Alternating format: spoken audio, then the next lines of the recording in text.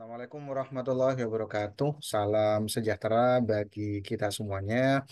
Selamat berjumpa kembali di tutorial online di mata kuliah proses bisnis.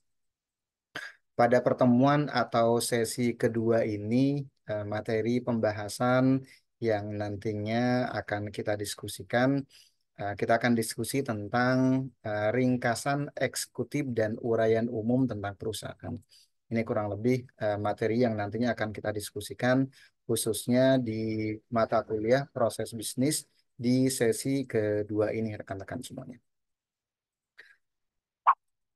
Oke. Untuk capaian pembelajaran khusus di sesi kedua di sini, kalau dilihat dari capaiannya, pada pertemuan kedua ini akan dibahas tentang ringkasan eksekutif dan uraian umum perusahaan. Dengan pokok pembahasan yang nantinya akan kita diskusikan, yang pertama konsep tentang ringkasan eksekutif atau yang biasa disebut dengan executive summary. Selanjutnya yang kedua pentingnya executive summary itu seperti apa. Ini materi pembahasan yang nantinya akan kita diskusikan di sesi kedua ini. Selanjutnya komponen atau unsur-unsur dalam executive summary yang perlu kita pahami. Yang keempat ada format penulisan di executive summary yang perlu kita pahami. Oke. Berikutnya ada materi inisiasi di materi pertemuan kedua atau di materi sesi kedua yang perlu kita pahami yang terkait dengan executive summary rekan-rekan semuanya. Intisari paparan rencana bisnis yang memuat berbagai aspek yang ada pada rencana bisnis dan merupakan bagian terpenting dari rencana bisnis yang nantinya akan kita lakukan. Fungsinya sebagai ulasan ringkas rencana bisnis perusahaan.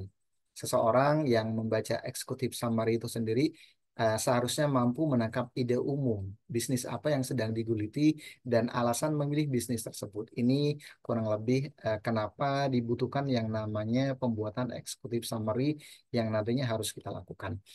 Ia juga seharusnya dapat mempelajari mengapa bisnis tersebut menjadi unik dan seberapa besar pertumbuhan yang akan diraih bisnis tersebut.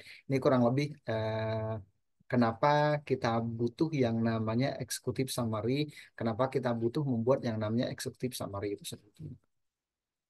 Untuk aktivitas belajar di sesi kedua di mata kuliah proses bisnis itu sendiri, ada beberapa aktivitas belajar yang nantinya perlu rekan-rekan lakukan.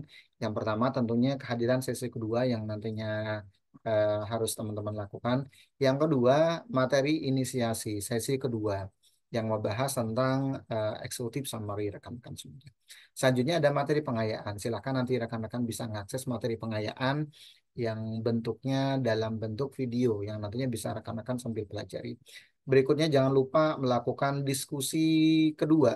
Diskusi kedua yang ada di materi sesi kedua rekan-rekan semuanya. Silakan rekan-rekan semuanya aktif di diskusi kedua nanti karena di situ ada poin penilaian juga nanti. Dan terakhir nanti ada tes formatif kedua untuk sesi kedua yang perlu rekan-rekan lakukan.